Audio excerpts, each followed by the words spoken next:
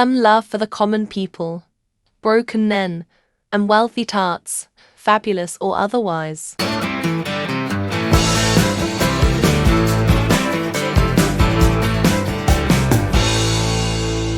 Hello, good evening, welcome to another episode of Crushed Custard. Today's random album that's come out of the cupboard is this, Paul Young, No Parlez from 1983, I think it was. Now, Paul Young's one of my sort of favourite, sort of what you call pop, soul-y singers, if you like. And I got on board with this album as soon as it came out, because I was a bit of a fan of Paul Young already. He'd been in a band called the Q-Tips, who'd been around a few years before this, and they played mostly on the sort of like London sort of circuit. I think I never actually got to see them live, but their album was great. That's pretty easy to pick up, and it's got a load of classic sort of soul tracks on there, and a really good version of Some Kind of Wonderful on it. They also did a live album as well, and I think they put out a few singles that weren't on any of the albums. They had a little bit of chart success and whatever, and I think they were probably pretty big in some of the London clubs, but they certainly weren't megastars or anything, household names or all that stuff. But if you talk to the right people, there are people that know will remember the Q-Tips, and that's the band that Paul Young was in before he was jettisoned to superstardom through this album. We go back even further, before the Q-Tips, he was in a band called the Street Band. Now, that was the band on which he would have first appeared on Top of the Pops. So if you ever find yourself in a pub quiz and the question is, what was Paul Young's first appearance on Top of the Pops? People will try to figure out which was the first single off this album, won't they? I can't remember now whether it was Come Back and Stay or whether it was Wherever I Lay My Hat. I can't remember what order they came out in. But anyway, it was one of those two that came out first. Obviously, the other one came out later, and so did Law of the Common People, etc. But we're going off on a tangent again now. He was in a band called Street Band. Now, they had a novelty track, which they released as a single called Toast. Sure, anybody of the same sort of age as me will remember it. Right? They just like sang about eating toast. It was a throwaway novelty song, and it wasn't supposed to be on their album because it became a hit. They sort of tagged it on the end of it. I don't think it was on the. I've got a copy somewhere. I should have dug it out first. I don't think it was on the track listing. It was just like tagged on the end, and then they stuck a sticker on the front featuring the hit single Toast. That was Paul Young. Somebody tried to persuade me years ago that it wasn't, but it is. I tried to make out it was the Paul Young who was in Sad Cafe, I think, and then on in Michael Mechanics. It wasn't.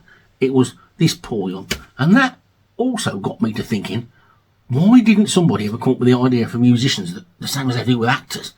You ever wondered why you don't get confused about actors' names? Apparently, if you're an actor and you've got an equity card, you can't have the same name that's already been used. That's why there are so many actors who've got middle initials and middle names or names that are spelt a bit weird. Because if there'd already been an actor called Martin Leedham and I wanted to be an actor, I would have to call myself Martin S. Leedham, or spell the Martin differently, or spell the Leedham differently. Everybody spells it differently every time they write to me anyway. Not that anybody writes to me anymore, of course. And that's been the one good thing. Well, not the one good thing, but that's been one good thing. Has been a good thing about the internet and emails and stuff. Now, you have to spell my name right or I don't get it. So, that's good. I got called some choice things over the years with people trying to figure out what my name was. I've probably got called some choice things anyway as well. But anyway, that's a different thing altogether. Let's get back onto this. Paul Young's first solo album. Left the Q-Tips, got a big solo contract. Took Ian Cooley with him, of course, who was the Reverend Ian Cooley, they called him. And he was the keyboard player and did a lot of the writing and arranging and all that sort of stuff. And he's responsible for quite a bit of the stuff on this album as well. It's a mixture of new tracks, or new tracks at the time, and covers. A lot of people didn't realise that some of the covers were covers because in those days, people didn't tend to notice those things. And of course, you hadn't got the internet, and you hadn't got all that stuff. So unless you knew, you probably didn't know that some of them were covers. And then you get like older people, like your parents and aunties and uncles and things, and they would go, "Oh, this came out in the 50s. It was by so and so." And oh, okay. So there you go. So what have we got? So we got Come Back and Stay kicks it off, which obviously was a massive hit. Then we've got Love Will Tear Us Apart. That's a Joy Division song, isn't it?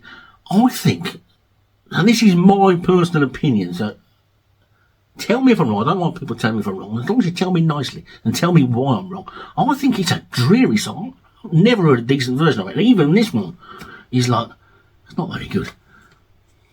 Let me get Wherever I Lay My Hat, which was a classic, brilliant track. This version, brilliant. For a lot of people, they think this is the sort of go-to version now, but of course it had been recorded and had been a hit before. Then we get Cuckoo Karama, which is a really great quirky track, and then you get the title track, No Parlez. On to side 2, Love of the Common People is probably my favourite of the singles that came out. I just think that's got a great sort of vibe to it.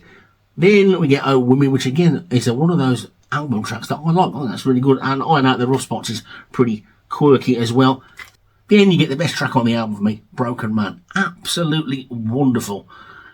If we're going to connect it to Deep Purple, as I always tend to do, if Child in Time is Ian Gillan's signature track, if Mistreated is David Coverdale's signature track, then Broken Man can be Paul Young's, because it's wonderful. It is absolute brilliant record for him to show just how good a singer he was, and how good a singer he probably still is as well. So there you go, that was good. And then we finish it off with 2 more tracks, Tender Trap and Sex. One of the things that made this album for me was the Fabulous Wealthy Tarts. We're probably not allowed to call them that anymore. They probably wouldn't be allowed to be called that if they want to be around now. But they were brilliant backing vocals. As everybody knows, I love backing vocals. I've always got a lot of backing vocals. Although actually the ladies behind me today are not backing vocalists either. They're all out there on their own centre stage. Of backing vocalists have come down to the bottom row for a bit. We'll move them all around again in a week or two and see what's what. But anyway, yeah, this album is brilliant. It's really good. Best album from 1983 for me from the pop world. There may have been something from the rock world that may have beaten it. I can't remember. I'll have to check on my little list about what year everything came out. But I've got a feeling that this didn't actually get my Album of the Year award in 1983. Not that I was doing Album of the Year awards in 1983, of course, but the retrospective ones I've done, which I've now just remembered I've never actually done a video on.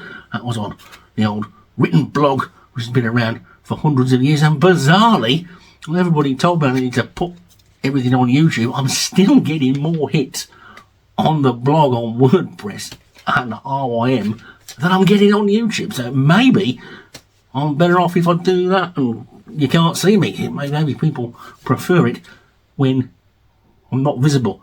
It could be that I talk too fast. It could be that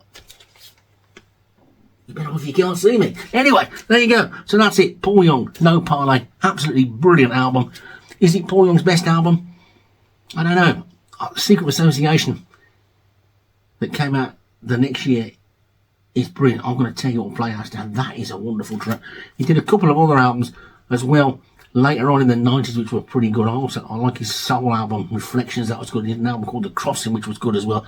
And then he did another one even later on, which I think possibly his last main sort of mainstream album. I've forgotten off the top of my head what it's called, but it got I think it got a version of that track, Wasn't It a Good Year or something. It was a different type of album, all sorts of different type of styles on it. Well worth picking that up. So Paul Young, there you go. And don't forget the Q-Tips as well. And I'll bet you, if you're the same sort of age as me, or maybe a little bit younger or a little bit older, the first time you ever heard Paul Young was almost certainly him singing about his breakfast. See you next time. Do you remember Toast? And did you know it was Paul Young? Let us know in the comments below. We hope you enjoyed this episode. Please like and subscribe as it helps the channel to grow. See you soon.